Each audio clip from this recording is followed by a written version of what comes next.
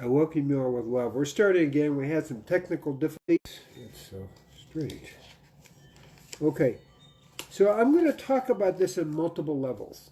Now, the first basic level is what is going on, and I'm trying to avoid is probably the world's best expert on bioweapons, and even got passed in the U.S. and also in the United Nations what I would call the first bioweapons law, 1989, outlawing bioweapon laboratories.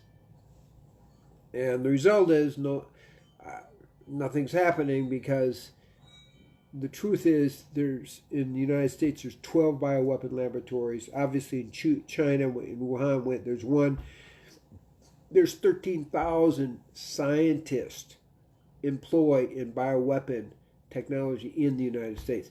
So the law didn't necessarily go so well. The laboratory in Wuhan is backed by the World Health Organization. So nobody's taking this. That's a state of mind, really, of the world, okay? Is we're not taking this seriously. And when you play with fire, eventually something happens that isn't so good. You get burned.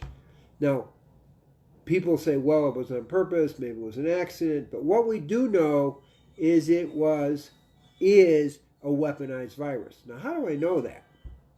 Well, four French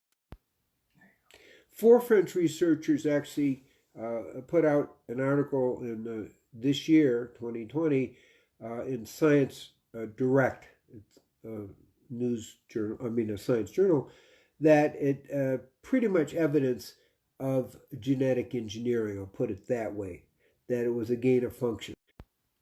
We also have in India, they found that an insertion into the SARS virus, which in itself is biologically engineered, an AIDS component section, and then another section of influenza. So what's the point?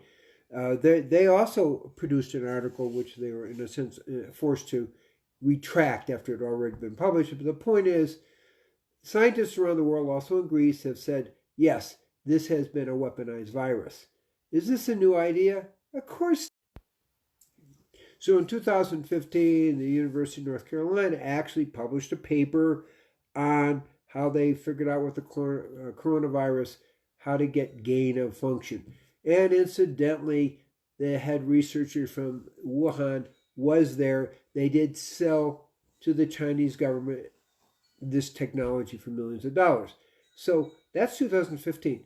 So it's strictly, yeah. So it's pretty clear it's a weaponized virus.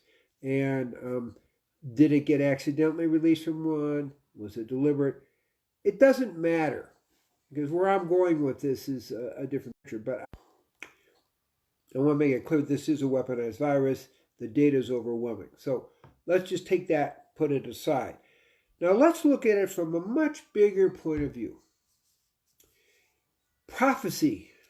Ezekiel talks about sin. Sin is China. Would actually have create a that would destroy much of the population of China. That's Ezekiel. I mean, that's a while ago, right? And actually, a very important Buddhist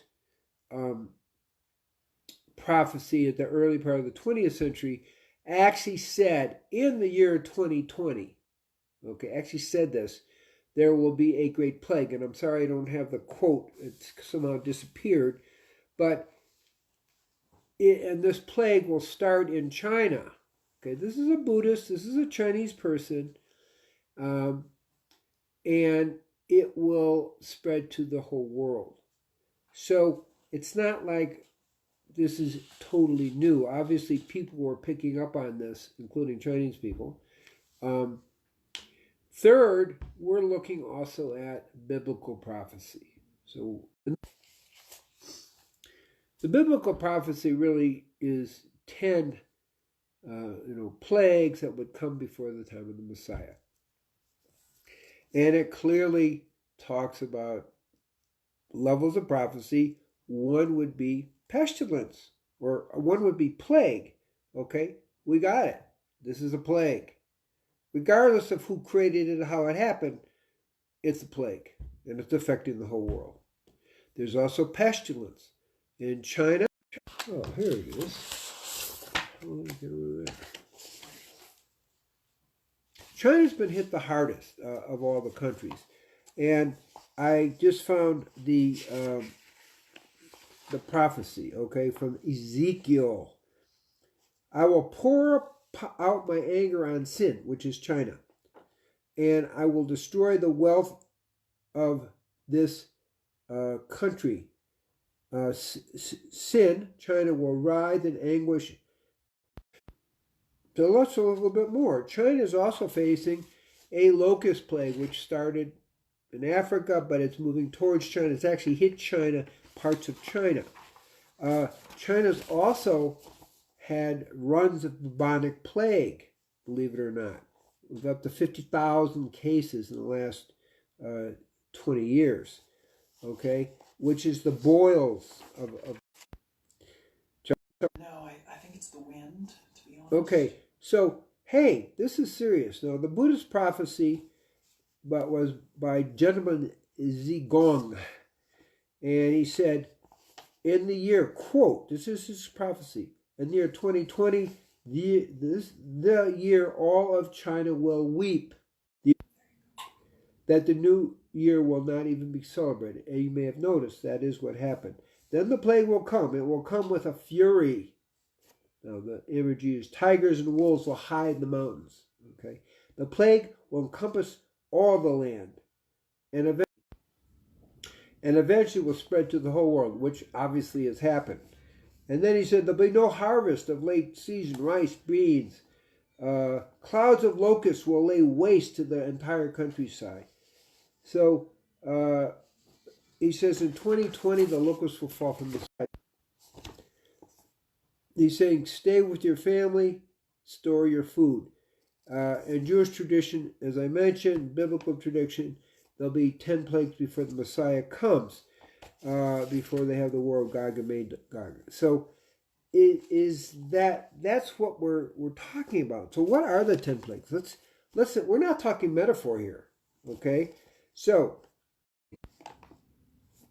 locusts, we're seeing unusual earthquakes, volcanoes, geological changes, obviously diseases, and actually not one, but 5 diseases that have spread across.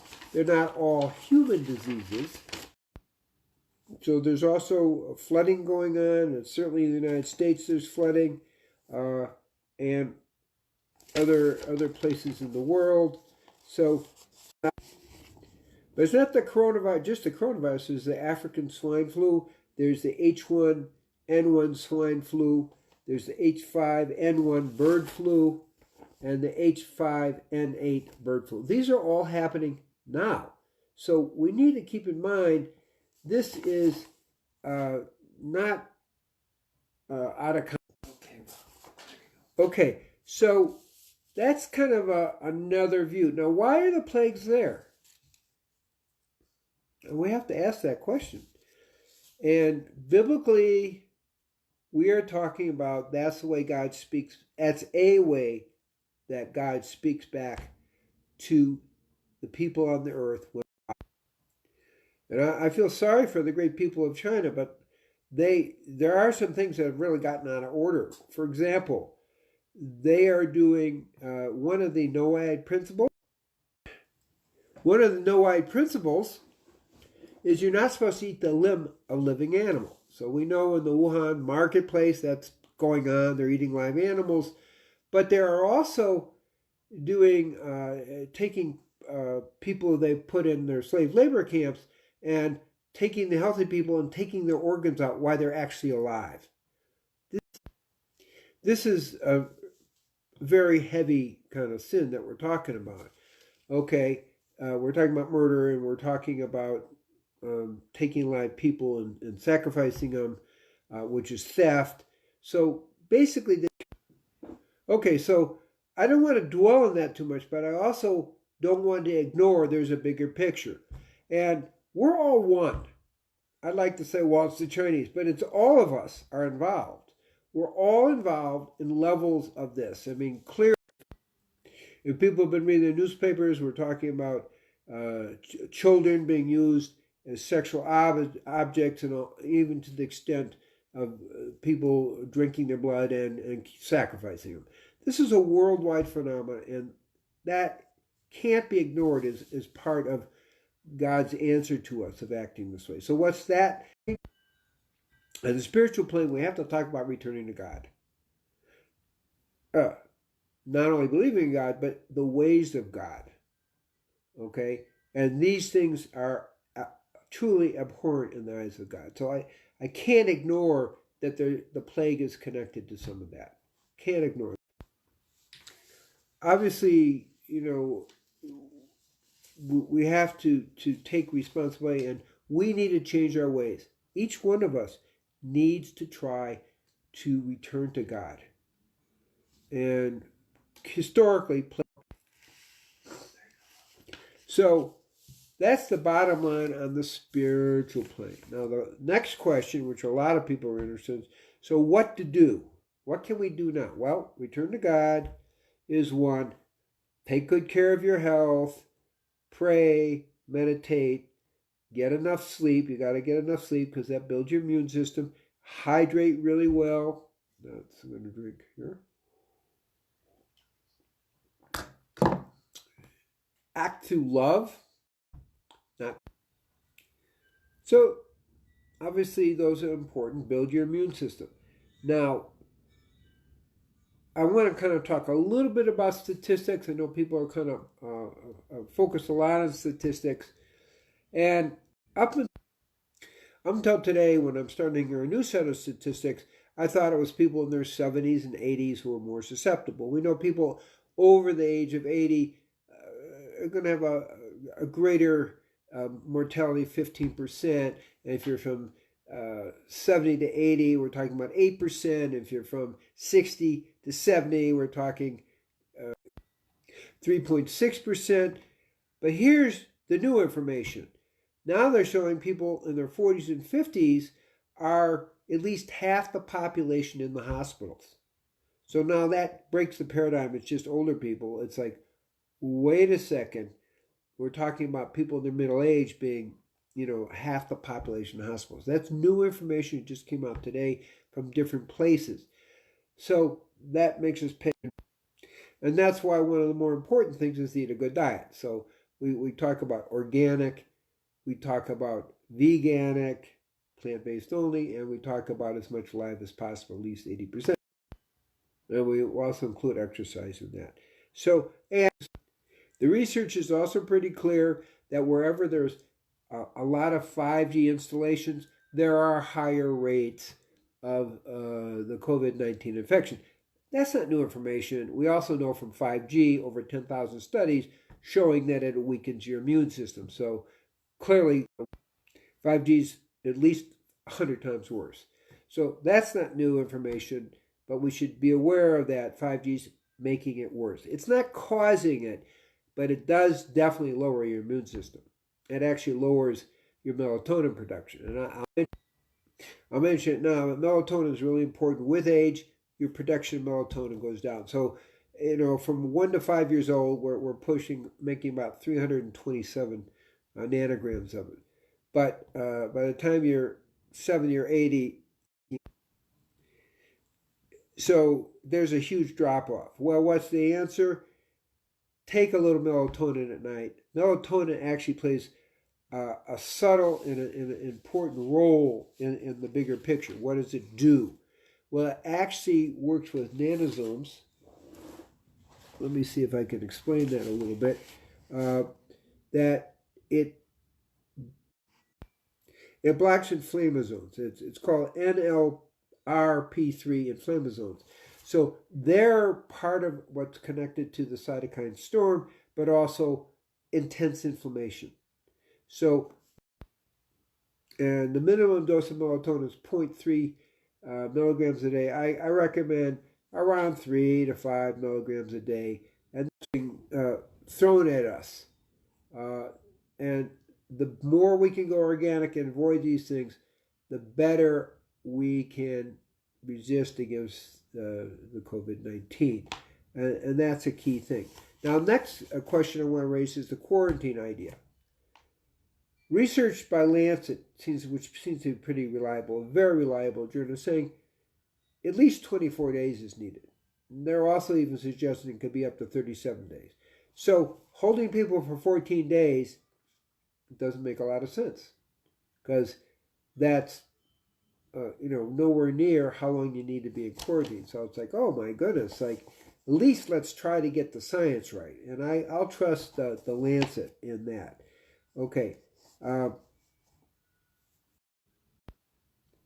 So all that being said, so what does that have to do? What does it mean for us? Okay. And most people, Dr. Mark Lipsitch, a Harvard epidemiologist, has said, 40 to 70% are going to get it. I think it's reasonable to think 70%, but I take a different approach. Don't worry about getting it. Most likely, people estimate everybody's going to be exposed to it. The key is how well protected are we from this? And we're going to get to that protection protocol in just a minute, but let's also understand a little bit of the demographics. 2/3 of the people getting it are men, which is important, and also about 81% of the population will have a mild infection, 14% will have a moderate infection, and just 5% will have a more serious infection. Okay, and I think so. We don't want to get into fear. We want to get into protection. The best defense is a good offense. So that's what we're going to talk about in this thing. Now, there's a lot of statistics about, well, how serious is it compared to other viruses? And I'm going to just point out a few things. SARS, where we're looking at maybe 3.6% on the average big picture. SARS was 10% mortality. MERS, another coronavirus is 30%. Okay, so that's pretty much low. So H1N1 actually was much more widespread, and it had a fatality rate of 17.4%. One that most people haven't heard of is the Marburg virus, which has had a mortality rate of 80%. So we'll kind of hold this in perspective. The H5N5, mortality rate of 52%. So we are saying they're more lethal. So I'm saying there have a lot of the viruses that come through a lot more lethal. The MERS virus was 34%. So getting a feeling, it's important to get a feeling for this story. This is not the most lethal virus. In fact, it's one of the least lethal. Now, here's there's a other side of the story is it's one of the most, if not the most infective. H1N1, up until this moment, was more infective. It got to 214 countries and a mortality rate of 17.4%. So that was the biggest one we've seen. Now, this virus, as I say, program is for infectivity, less than mortality. So let's get the idea. People keep focusing on mortality, but infectivity, it's probably going to surpass H1N1. So it's at least the second most infective virus that we've faced, okay? And it's also different from SARS and MERS, is that you don't see symptoms right away. That's actually a real problem, because now the research it's suggesting that people could be symptomless but still spread the virus. So we could go into fear with it, or we could say, again, I'm going to repeat, the best defense is a good offense. So we're going to get to that protocol, because that's the key, is that we're all going to be exposed, most likely. That's not a fatalistic statement. It's kind of realistic. So So the more at peace we are, the better our immune systems will be. Again, we want to be aggressive against it, but not in panic. Okay, so that's kind of a key thing. Now, the second thing is we don't seem to build immunity to it. That's pretty scary, okay? That's a big deal. Not only do we don't see the symptoms right away, and I'll get to the symptoms in a moment, but people get reinfected. So with the reinfection issue, now we're talking about, well, of course, a vaccine is not going to help because what we're saying is we're not making antibodies to this. You get the measles, you get measles antibody, you get some real protection, okay? But that's not what's happening here. And so there is, I'm going to say, some real concern because if that's the case, there's no way a vaccine is going to work because that's based on our ability to make immunity to it. So from the Irish Times, and what it basically says that you're able to get reinfected, and quote, it's a huge blow to any hopes of developing a vaccine. Let's just keep in mind. Now, the worst thing, and this is Professor McConkie, Deputy Dean of the Royal College of Surgeons, is that this means people are going to get reinfected. So we're not going to get immunity. And we know secondary infections are happening. They're certainly reported in China.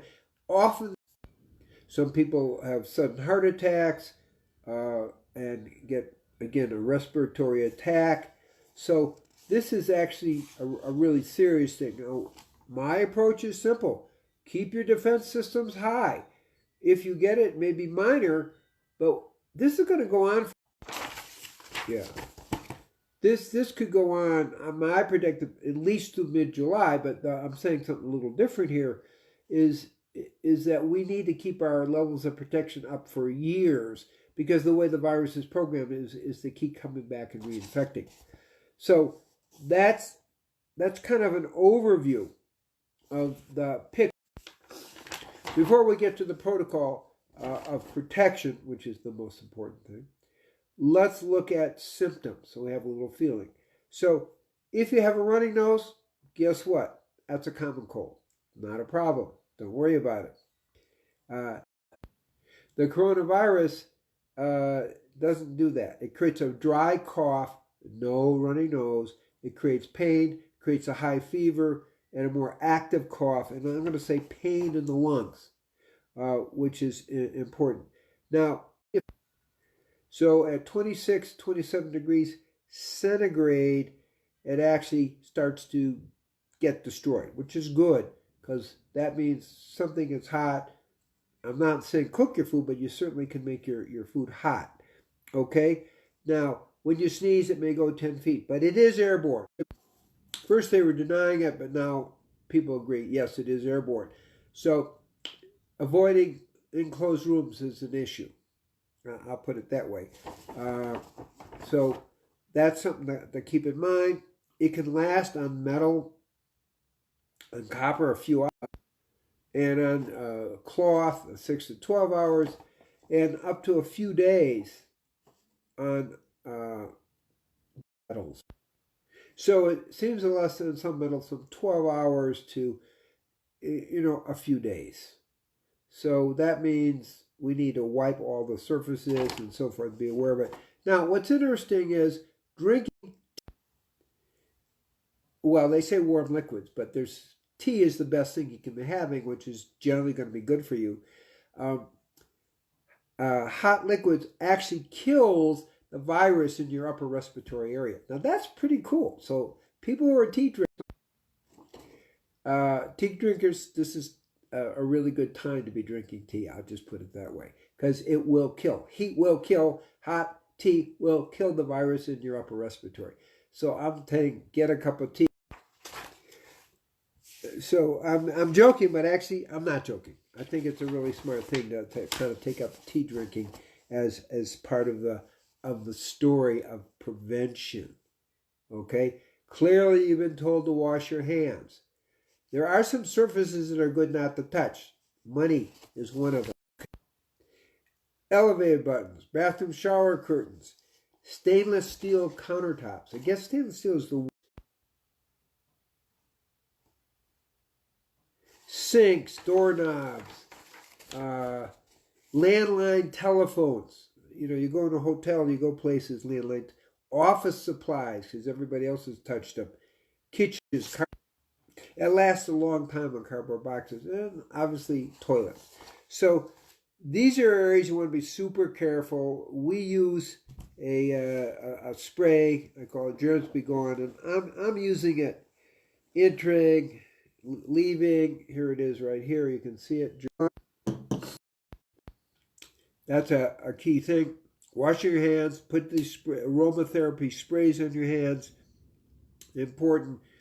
Obviously, keep a certain social distance, don't be shaking hands, you don't even have to knock fists, you can, which is obviously a traditional way of greeting anyway. Okay, so that covers somewhat the lifestyle. Obviously, social isolation is protective. As this goes on and on, that, you know, I'm predicting at least mid-July before. Okay, so now let's talk about protocols. We've talked about lifestyle, and getting an overview on it. So there are certain homeopathics that you can take if you get it. Top ones, antimonium tart, bryonia, gelsemium, euphorium, and influenzainum, which is an ozone. So I'm going to get a little detail there, but the virus obviously has to enter the cell. When it enters the cell, it gives off a thing called 3CL, 3-chymotrypsin-like, and that tends to block and undermine the defense systems of the cell. So what do we need to do? So quercetin and epigallocatechin, which are found in green teas, are very, very effective in defeating and destroying 3CL. So that's one really important defense mechanism. Other things that are flaxseed, citrus peel apparently is pretty good, orange peel, oregano, garlic, ginger, elderberry, and turmeric are all really good for blocking aromatherapy things that are good. Eucalyptus and clove, grapefruit, cinnamon, tea tree, lemongrass, frankincense, and of course we have our own here. Shanti makes Germs Be Gone, but also Immortal Immune that I put on every day on the tops of my feet, okay, my chest, that help protect us, protects our immune system. Now, there are some really specific things. I mentioned aluminum is probably the strongest antiviral. We know it works with MERS. Nobody has that much experience with this COVID-19, but it works with MERS and SARS. I'm working. Got a lot of wind here. Right. So I'm going to mention nanosilver. Okay.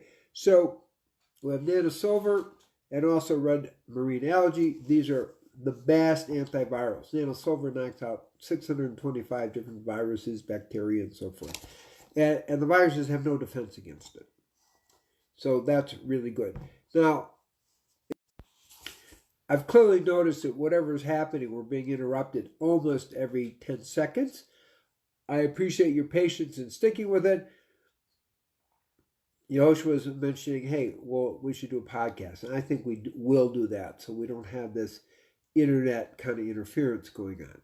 But let's get, and the second set line is Mega Defense, which is a set of really high quality Chinese herbs, antioxidants, because all these viruses cause free radicals, licorice root, which protects your lungs, vitamin D. Now, vitamin D turns out to be excellent because it's been shown to cut down upper respiratory lower respiratory infections by 40 to 50%.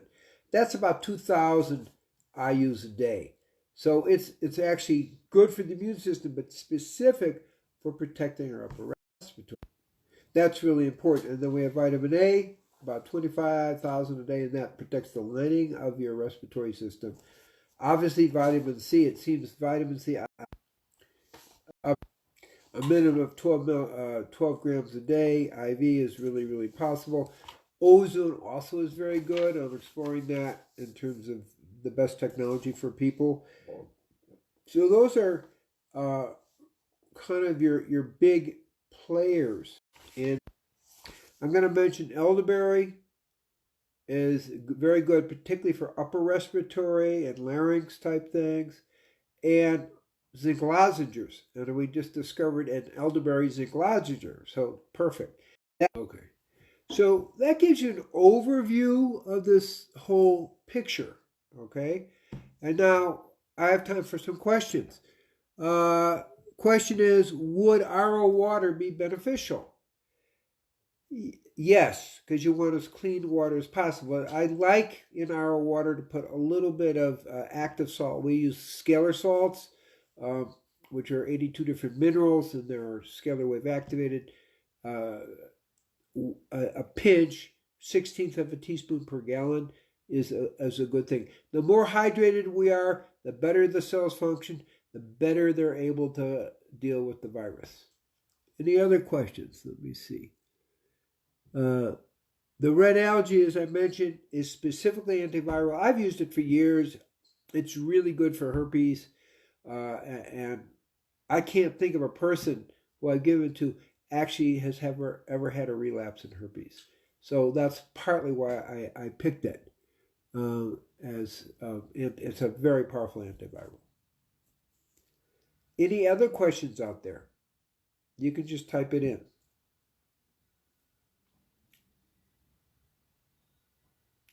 While we're waiting for questions, I'm just going to mention that you can get updates on this, and you'll know when the podcast, if you go to my website, drcousins.com, and sign up to our mailing list, our newsletter, and you can keep updated. I mean, there are other things that are on it too. This is not just about COVID-19. But we try to keep people updated on the best things for your nutrition. Each day, practically, at least 5 days a week, I'm giving a talk on a variety of things for 5 to 10 minutes on the Facebook as well. Yesterday, I talked about love and liberation. A little different than COVID virus. Okay? So we need to keep that love and liberation energy going in our lives so we don't get sucked into the fear and mob psychology. Dana is asking about ozone water and also, So ozone water is good. And infrared sauna. Now, infrared sauna is also good. There's questions about that. That's why I'm answering it. But you want, it's going to be good, but you want your sauna to be hotter. Like I mentioned, 126. So I would go to that level of temperature to have the most effect of the sauna, because the heat in this case is most important. So infrared is not as quite as strong unless you make it up to 126 degrees. Any other? Why are you getting? I'm not. I'm watching it here. Yeah, they're coming up right here. Well. Would RO water be beneficial? Yeah. So I'm looking. Yeah, it's not really.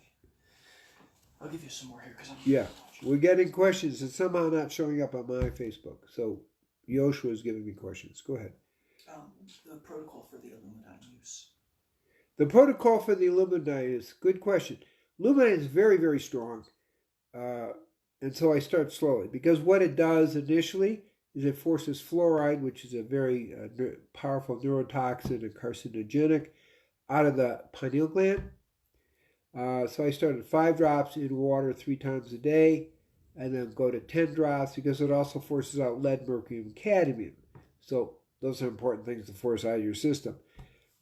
After the first week or so, go to 10 drops 3 times a day, and then 15, and then 20. That's a pretty good range. That will give you pretty good protection. We'll kind of work up that gradually. What I'm saying, I really want you to hear this, is because we don't seem to develop an immune system, and vaccines, for those who believe in vaccines, they're not going to work here. We need, and we're not building antibodies, we're going to need for the next few years to maintain from football, a goal line stand. In other words, we need to be full on here. When it tapers off, doesn't mean it's going away, okay? It just means it's tapered off. So we want to hold these energies. And there may be other viruses coming our way too, but this is what I'm trying to say is this is actually a bigger deal, okay? It's not going to be a 3-4 month cycle and then that's it. What about ozone sauna? So ozone, different levels of ozone are very good. They don't have much research on this specifically for COVID-19, but a doctor friend of mine, Robert Rowan, actually went to Africa when the whole Ebola thing was going on, and he treated people with IV ozone, and he got 100% of his cases healed. 100%. So we know it works, and there's no reason why it shouldn't work with all viruses, because as far as I know, it works with all viruses. And so I think it's be very good. Now, what are the levels? I mean, what's practical for people? Well, you can get an ozone machine, and you can do rectal insufflation. You can do ear ozone, which gets the upper respiratory. You can do ozone water, and you can put ozone through oil and then breathe it, because when you put it through oil, then it's breathable. So those are some of the things you can do. The most strong, obviously, is intravenous, but that's not recommended unless you actually have an infection. But we know IV vitamin C with plus B1 with a little bit of corticosteroids actually is getting extremely good results. We know, in a sense, vitamins, so that's the vitamin C. The ozone is going to be right up there, just no one's used it yet. So, but it's worked on every other virus. So I strongly believe in it preventively. Drink the ozone water, do the ozone bubble through the olive oil, the rectal insufflation, which really is going to get it into your bloodstream. Those were things you could do. So you probably need to get an ozone machine for that. I mean, I don't sell ozone machines, so I can't recommend anything. But what I am saying is, I am looking at that as a very good defense. And also, oxygen makes you healthier. The degree of aging is associated with the degree of oxygen in our mitochondria. So it's a win-win-win. I'll just put it that way. I've worked with ozone in the past, like 30 years ago, and it's I'm very impressed with it, and I think it's going to come back as one of the best preventatives we can do. But we don't have a lot of data on it. Okay, next question. How much nanosilver in red algae? Okay, so the nanosilver, the minimum would be 1 teaspoon twice a day. I would go to a tablespoon twice a day as reasonable. If there's any question of exposure, I would go to 1 tablespoon 4 times a day. Hold in your mouth, because you want to clear your upper pharynx level, your nose, and so you want to hold it, gargle with it, and then swallow it. So maybe max 1 tablespoon 4 times a day, but 1 tablespoon twice a day is really pretty good. Okay, How much silver is too much? Well, I don't think you're going to get there. How much silver is too much? And the question is, it's an interesting question, because you have the blue bloods, right? Well, the royalty utensils and they turned blue. Nobody got sick from it, but it's kind of weird to turn blue. I haven't seen anybody using nano silver because they weren't using nano silver. I haven't seen anyone using nano silver to turn blue. So if you start to think you're going to turn blue, then that's too much. But the reality is it doesn't seem to be dangerous. I've never seen anyone with any real side effect from it. And 1 or 2 tablespoons of nano silver a day is way, way, way, way below an overload zone. Any other questions? Yeah, Leanne Fritz, right. Sleep is key. What about people having trouble sleeping? What's the ideal protocol for all the anxiety people are dealing with right now? Well, Leanne, that's quite a question.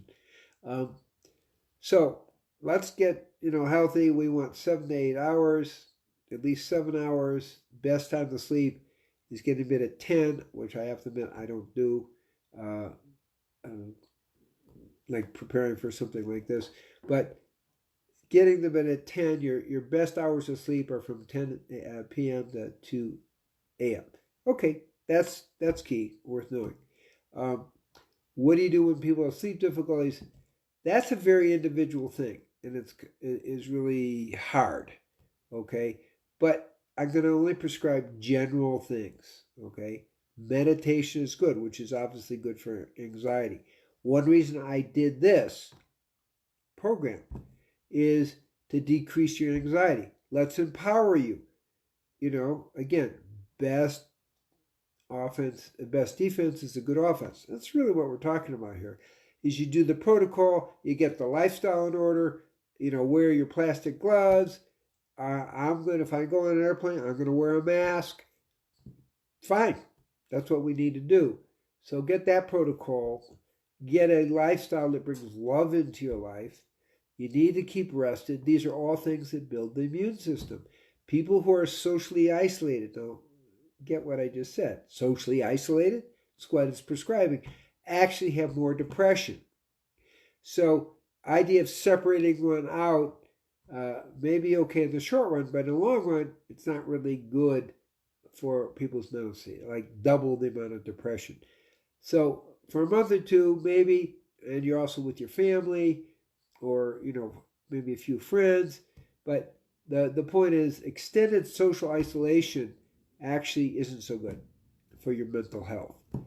Okay, I say meditate and prayer are really important things. We know people live longer, are happier, and have half the amount of kind of sleep disorders. So that's the thing, and I'm praying and meditating before going to bed. These are general things. Some people recommend tryptophan. That's good. Some people recommend GABA. That's good. But I'm not going to be recommending supplements here. I'm really talking about a lifestyle. That's really the important thing. Foods that specifically can help with this? So there are different foods. All your leafy greens are going to help, but it turns out spirulina is extremely good in stimulating a stronger immune system. Okay, that's actually kind of newer information here. So I'm going to say spirulina is one of the better ones for stimulating our immune system, particularly interferon 1. Interferon 1, it seems to stimulate. So of all the foods I'm going to choose, I would say spirulina because of that very well scientific proven point. E3 Live is good. Blue green algae. Lots of, again, vegetables. They're all going to give you some protection. Primarily vegetable diet. Obviously, you want to get away from meat, fish, chicken, and dairy because they weaken the immune system, make you more susceptible to the virus. And there's one other little point. And that's called your pH. And there's different levels of pH in the body, but I'm going to talk about urine pH.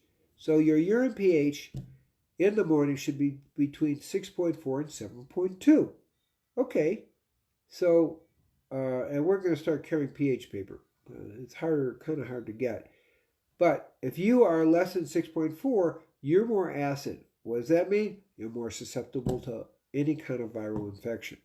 So we want to get our alkalinity, acid-alkaline balance between urine pH midstream, first urine in the morning, between 6.4 and 7.2.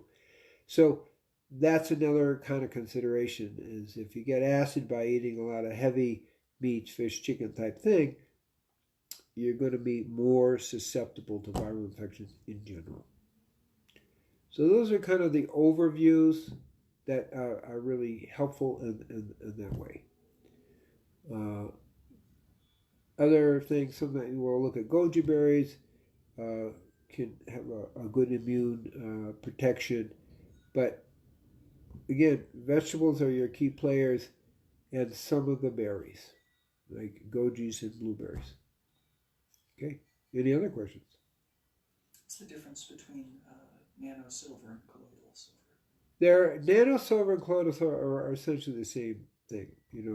They're both enough dispersed that they're going to do the job. There are variations. We can talk about variations of concentrations, but once you get to a certain point, they're all going to work to a certain extent. So I don't really pick anyone. The one we use is dispersed, meaning it's an even field rather than a clump field that we particularly use, that I like. I test, there's so many silvers out there. So I test all the different silvers. And this is the one to test best. Any other questions? People are concerned about mandatory vaccines. Any thoughts on that? Is it going to happen? Well, the question is about mandatory vaccines. This is a problem. It actually may be illegal. I mean, they're using panic to control people. We got to be clear with that. There is no evidence that vaccines work for flus, period. They're less than 1% effective. Generally, take a 10-year, 15-year span. They don't really work that well. But what they do is actually weaken your immune system. So the research shows that when people are exposed to a flu, if you had one vaccination, you're going to have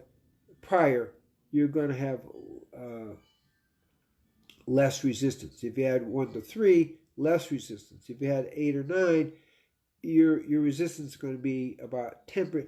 The vaccine will be about 10% effective. And maybe at the top end of it, 30% effective. So vaccines actually weaken you. I think the research is there. The research on people who receive the flu vaccine, why flu? Because this is a virus type thing, actually get more flu as compared to unvaccinated people. So we know it doesn't work. We actually know it weakens you. It actually makes you more susceptible to flu. So forced vaccines obviously have a different agenda, unless the scientists don't know how to read, okay? And I think they do.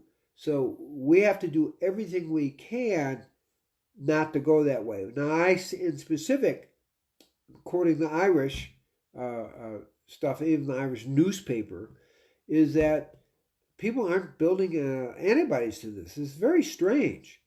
So people are getting reinfected again. You're not building immunity. You get measles, you make antibodies. You get immune. This is not happening here. So it's a very strange, unusual, as I said, man-made virus. And maybe they figured out something how people don't develop antibodies. I can't answer that question. It will be answered.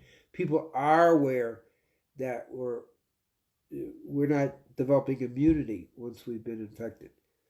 So my answer is there's no science that would support any of this on 2 levels. One, for the coronavirus 19,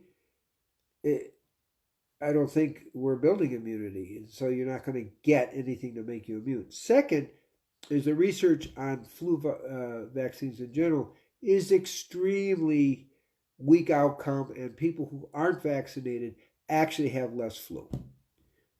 So the answer is pretty clear. Are the people in the government going to want to accept that? No, probably not.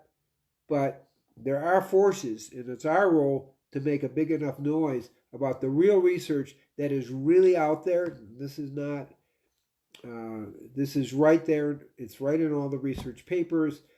There is no evidence to support that it has ever worked, and it actually does make it worse. So that's the answer to that. We have to fight as hard as we can against that. We need to stand up and say, wait, where's the research? There's no research that this works. You're just going on rumor and fear. So we have to start confronting that because it's actually, could save our lives. Thoughts on wearing masks? How would someone know if they were asymptomatic?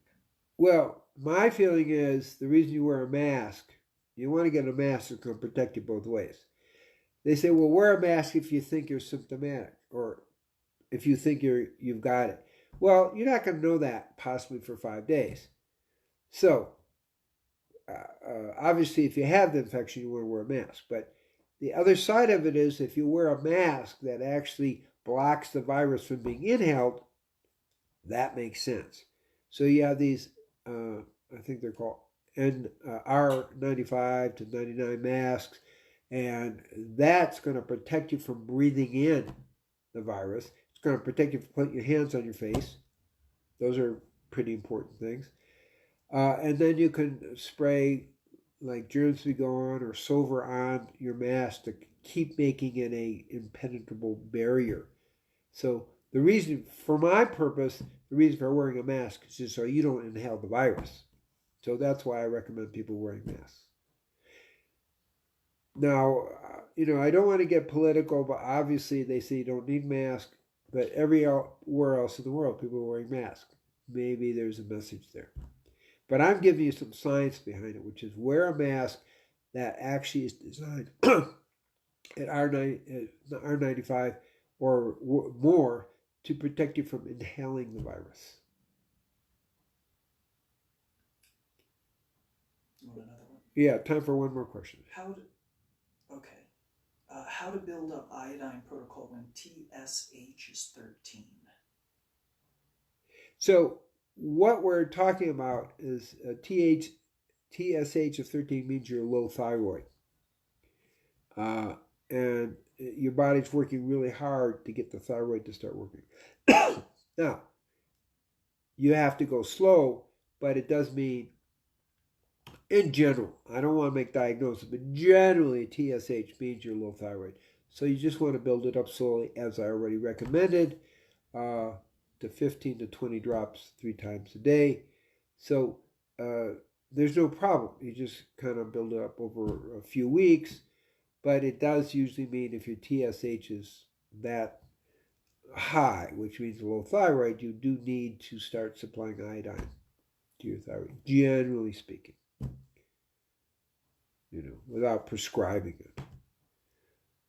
Okay, so we've had a chance to ask some questions. I don't know how long we've gone, but It's about 3:15. Finally, the cell phone's working right. Yeah.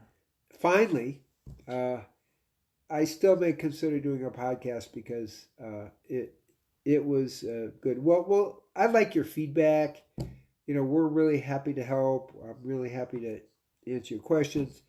But let's see how well this podcast, what this Facebook did. So we need to judge whether we need to do a podcast. It is a lot of work to do all this stuff. So how did it go? Were you able to hear it, or were there so many interruptions that was a problem? So may you be blessed that you're able to hear these recommendations, take it seriously, but not interfere, but to be appropriate in developing your own defense systems and way of life around this. I think it could possibly affect our way of life in a long-term way. We'll wait and see. But right now, we need to take care of business. And again, I remind you, the best defense is a good offense. Take it seriously. Do what you can that's reasonable with this. And you're highly likely to be protected. Keep your health in optimum shape. Add these antivirals. Add these immune boosters. Add these lifestyle and you're going to minimize this, you're going to be in the less than 1%, or let's say less than even a tenth of a percent in the big picture. So may you be blessed that this works for you, you're able to follow it, and we move through this in a good state of love and consciousness and health. Peace be with you. Newsletter. Now, if you want to follow up on this, I have a newsletter, as I mentioned. Just go to drcousins.com, sign up for the newsletter, and that will be a way of keeping you updated. Okay, take care, and blessings to everyone. Peace be with you. Shalom, shalom, shalom. Om Shanti, Shanti, Shanti. Om and Thank you, Asana.